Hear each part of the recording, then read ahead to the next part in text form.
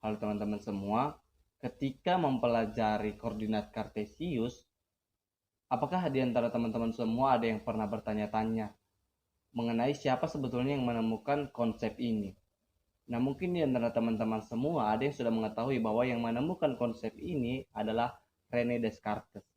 Nah, di dalam video ini, kelompok kami akan membahas mengenai sebetulnya siapa René Descartes ini, apa latar belakang pendidikannya, apa saja prestasinya, bagaimana dampaknya terhadap kehidupan sekarang dan ilmu sekarang, ilmu matematika terkhususnya, dan tentunya bagaimana kita sebagai calon guru Kristen memandang René Descartes ini sebagai seorang tokoh sejarah matematika. Nah, jadi langsung saja kita masuk ke dalam pembahasannya. René Descartes. Descartes juga dikenal dengan Renatus Cartesius. Ia lahir di La Haye, Prancis pada tanggal 31 Maret 1596 dan wafat di Stockholm, Swedia pada tanggal 11 Februari 1650. Ia meninggal karena terkena penyakit pneumonia. Ayahnya bernama Joachim Descartes dan ibunya bernama Jeanne Brochard. Ayahnya bekerja sebagai hakim. Karena profesi tersebut, ayahnya menjadi jarang hadir di tengah keluarga, apalagi ketika istrinya sudah meninggal. Sehingga Descartes ini hidup bersama nenek dan perawatnya. Semasa kecil, Descartes ini adalah seorang anak yang kesepian. Namun meskipun demikian, ia dikenal sebagai anak yang hati-hati dalam bertindak dan juga cerdas. Descartes ini juga merupakan seorang matematikawan, fisikawan, dan juga filsuf. Dia juga dikenal sebagai penemu filsafat modern dan juga bapak matematika modern. Selanjutnya, pendidikan Descartes. Dia sekolah di Universitas Jesuits di Al-Afflays dari tahun 1604 sampai 1612 Masehi. Tahun 1612, dia pergi ke Paris dan mengasingkan diri di Faubourg St. Germain untuk menekuni geometri. Pada tahun 1617, dia mendaftar sebagai tentara Belanda, dan pada tahun 1621, Descartes berhenti dari medan perang dan menetap di Paris, tepatnya pada tahun 1625. 3 tahun kemudian, ia kembali masuk tentara, tetapi tidak lama ia keluar lagi dan akhirnya memutuskan untuk hidup di Belanda. Di sini ia menetap selama 20 tahun, sejak tahun 1629 sampai 1649 dalam iklim kebebasan berpikir. Di negeri ini juga ia dengan leluasa menyusun karya-karya di bidang ilmu dan filsafat. Berikut adalah karya-karya René Descartes yang terkenal, yaitu yang pertama ada Le Monde. Le Monde ini dalam bahasa Inggris artinya the world. Jadi karya ini menjelaskan hukum mengenai metafisika, fisika, dan biologi. Karya ini juga merupakan pembelaan pandangan heliosentris tata surya. Kemudian ada juga karya yang berjudul Meditations yang diterbitkan pada tahun 1641.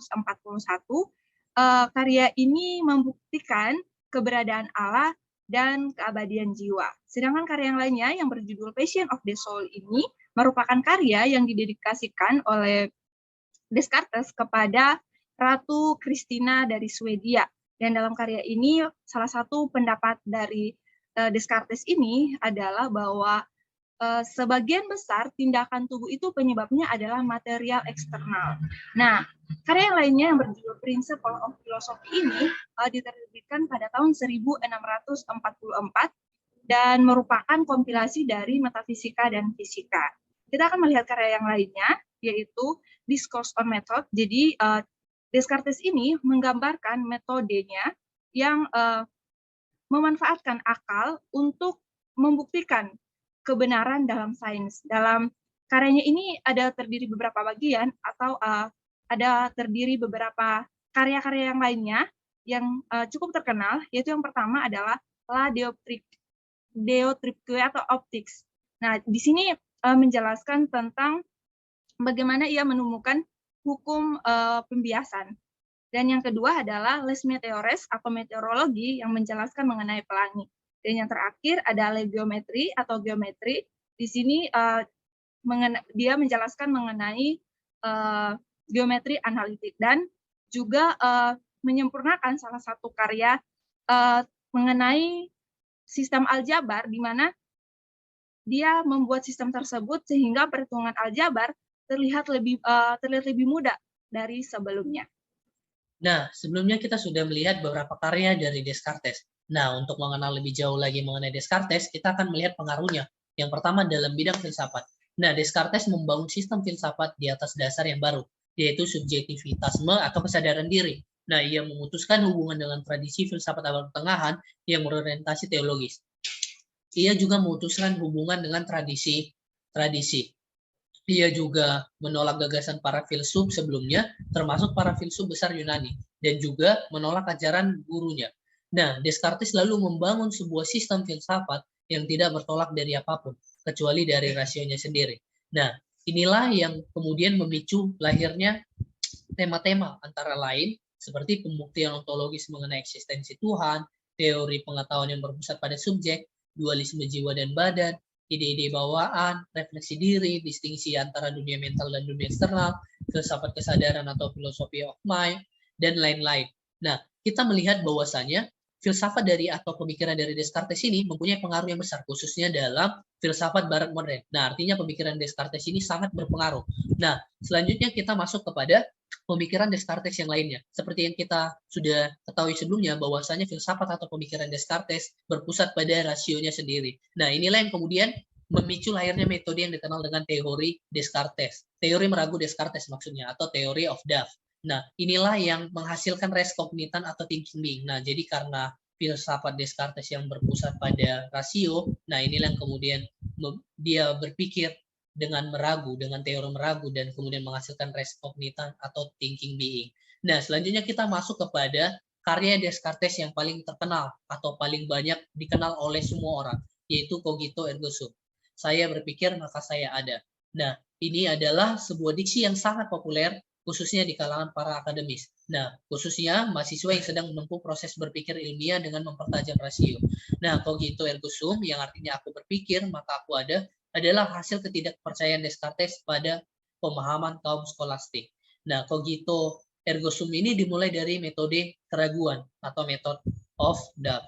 Nah, metode keraguan ini dijalankan seradikal mungkin. Nah, oleh karenanya, keraguan ini harus meliputi seluruh pengetahuan yang dimiliki, termasuk juga kebenaran-kebenaran yang sampai kini dianggap pasti. Nah, misalnya, bahwa ada suatu dunia material, bahwa saya mempunyai tubuh, bahwa Tuhan ada. Nah, kalau terdapat suatu kebenaran yang tahan dalam keraguan yang radikal itu, maka itu adalah kebenaran yang pasti dan harus dijadikan fundamen atau fondasi bagi seluruh ilmu pengetahuan. Nah, dan Descartes akhirnya tidak dapat meragukan bahwa ia sedang berpikir. Maka cogito ergo sum ini adalah terbukti benar. Nah, kemudian pada tahun 1649, Descartes berangkat ke Swedia atas undangan dari Ratu Christina. Nah, ini adalah tahun-tahun terakhir dari Descartes. Nah, ia diundang Ratu Christina untuk mengajarinya filsafat. Nah, kemudian akibatnya ia tidak tahan karena Ratu Christina yang memintanya selalu bangun pagi, setiap pukul 5 pagi untuk mengajarinya filsafat, sementara Descartes yang mempunyai kebiasaan selalu tidur sampai jam 11 siang, akhirnya membuat ia sakit. Dan juga karena iklim di Swedia yang tidak cocok dengan Descartes, akhirnya ia terkena penyakit pneumonia. Nah, akhirnya ia meninggal karena perbedaan iklim di Swedia dan jadwal yang padat yang dibuat oleh Ratu Christina. Nah, pada tahun ini sebelum dia meninggal, dia juga memunculkan sebuah karya, yaitu Les Passions d'Aimé, Gairah Jiwa, yang ditujukan untuk Ratu Christina. Nah, selanjutnya akan dijelaskan oleh teman saya. Terima kasih. Oke, jadi sekarang saya akan menjelaskan mengenai teori dan ide dari tokoh René Descartes yang memiliki pengaruh hingga saat ini, terutama dalam bidang matematika. Di sini, semuanya pasti tahu ini adalah gambar apa. Jadi di sini kita bisa lihat mengenai gambar Cartesius, di mana pada saat itu René Descartes mengembangkan suatu sarana baru untuk menemukan suatu posisi titik ataupun objek yang dapat dituangkan ke dalam sebuah permukaan, di mana permukaan tersebut terdiri dari dua sumbu yang saling tegak lurus antara satu dengan yang lainnya. Di sini bisa kita lihat bahwa ada sumbu yang mendatar atau biasa kita bilang sumbu X, untuk menentukan suatu titik X dan sumbu Y yang berdiri tegak untuk menentukan suatu titik Y. Dan X ini biasa kita sebut dengan absis, sedangkan Y biasa kita sebut dengan ordinat. Ini yang dinamakan bidang kartesius.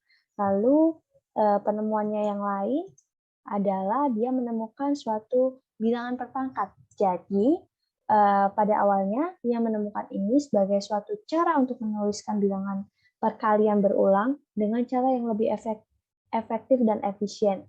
Bisa dilihat di sini contohnya. Pada awalnya kita mengenal perkalian berulang itu dengan 2 kali 2 kali 2 kali 2 kali 2. Contoh. Jadi 2 dikalikan sebanyak 5 kali.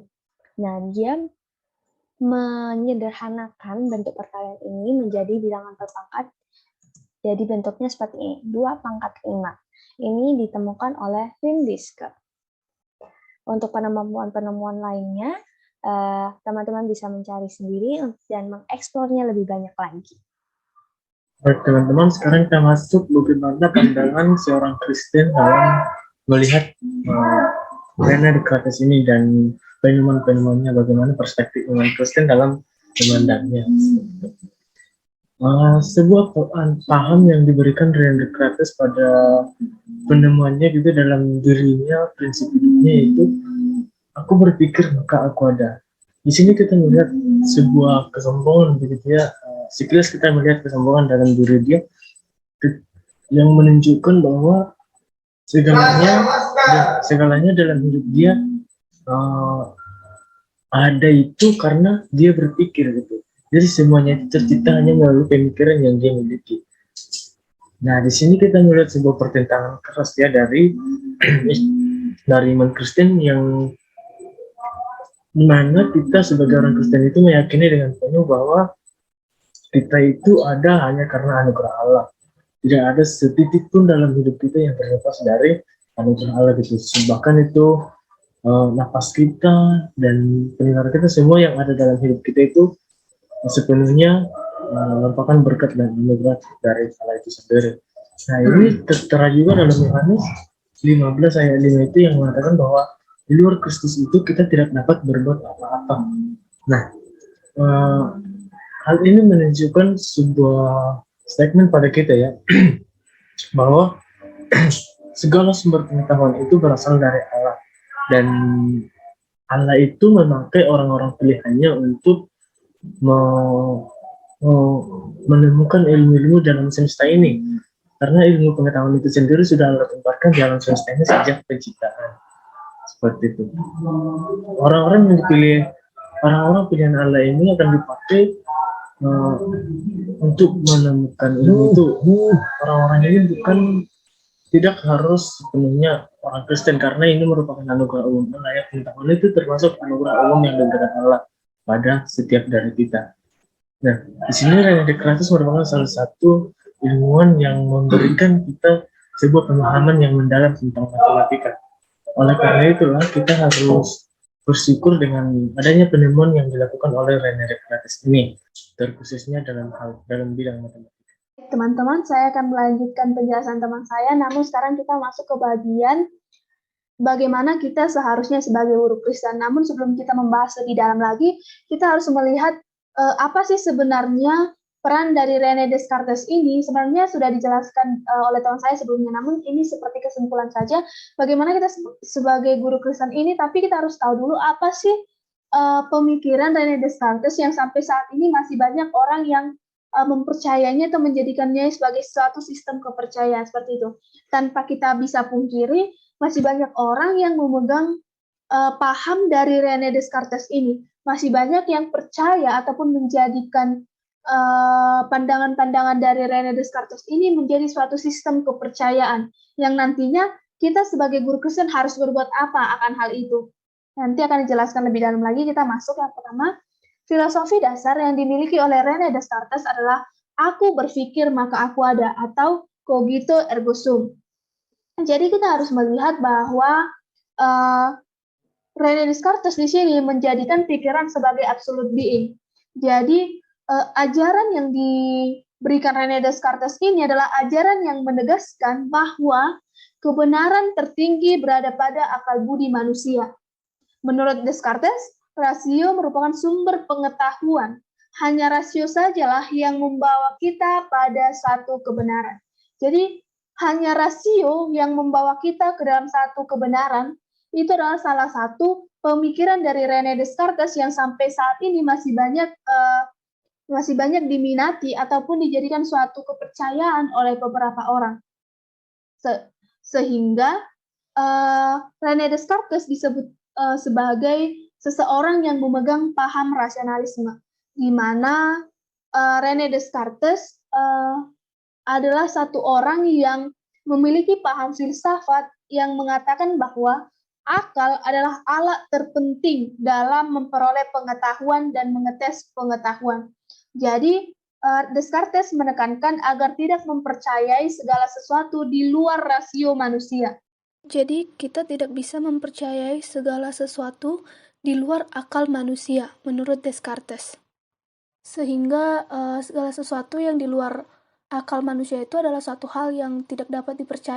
Kita tidak bisa memungkiri nantinya kita akan menemukan siswa, orang tua, teman kita, pelayanan atau guru-guru di sekolah atau siapapun memiliki paham seperti ini. Namun kita lebih menyoroti kepada siswanya karena kita akan menjadi seorang guru. Jadi bagaimana kita sebagai guru Kristen nanti akan dibahas oleh teman saya selanjutnya. Ya, jadi bagian akhir dari implementasi sebagai seorang calon guru Kristen, terkhususnya implementasi dalam kelas ya. Tapi pertama sebelum itu, saya pikir saya perlu memberikan sebuah disclaimer. Disclaimernya adalah seperti ini. Apa yang disampaikan oleh René Descartes ini adalah sebuah kebenaran. Yang dalam matematika itu adalah sebuah kebenaran. Dan banyak hal yang benar yang disampaikan oleh René Descartes. Dan tidak semuanya salah gitu. Tapi tidak benar-benar semua yang ditunjukkan, disampaikan oleh Descartes adalah sebuah kebenaran. Itu pasti ada yang tidak bersesuaian dengan kebenaran yang sejati gitu. Salah satu contohnya adalah paham rasionalisme yang disampaikan sebelumnya gitu, yang berfokus pada pikiran gitu. Jadi kita tidak dalam posisi untuk menyalahkan René Descartes, tapi kita dalam posisi untuk melihat René Descartes sebagai salah satu orang yang dipakai Tuhan, terlepas dia orang percaya atau tidak, untuk menyingkapkan anugerah umum yang Tuhan berikan dalam matematika. Dan saya pikir ini akan perlu kita jelaskan kepada siswa nantinya, gitu ya. Jadi menjelaskan bahwa the absolute being is God Himself. Tuhanlah itu absolute being, dari Dia bersumber segala pengetahuan. Karena pikiran kita itu terbatas, dari Dialah kita ada gitu. Segala sesuatu diciptakan oleh Dia, dari Dia, dan untuk Dia, gitu ya. Jadi ini yang perlu untuk dijelaskan di dalam kelas sebagai seorang guru Kristen. Mungkin akan ada anak-anak yang mempertanyakan tentang siapa sih René Descartes, apa sih perannya, apa nilai yang dipegangnya. Mungkin akan ada anak yang mengidolakan dia, gitu. Tapi kita perlu untuk menegaskan, meluruskan, dan memberi satu paham, gitu ya. Dikasih paham dulu bahwa seperti yang sudah disampaikan tadi, kita boleh mengidolakan dia, tapi ingat bahwa itu semua pun bersumber dari Tuhan, gitu. Apa yang disampaikan dia pun sebenarnya bersumber dari Tuhan, gitu ya. Jadi kira-kira itulah bagaimana kita sebagai seorang guru Kristen melaksanakan tugas dan tanggung jawab kita dalam mengajar, terkhususnya membahas tentang seorang René Descartes ini. Oke, demikian presentasi dari kelompok kami. Terima kasih.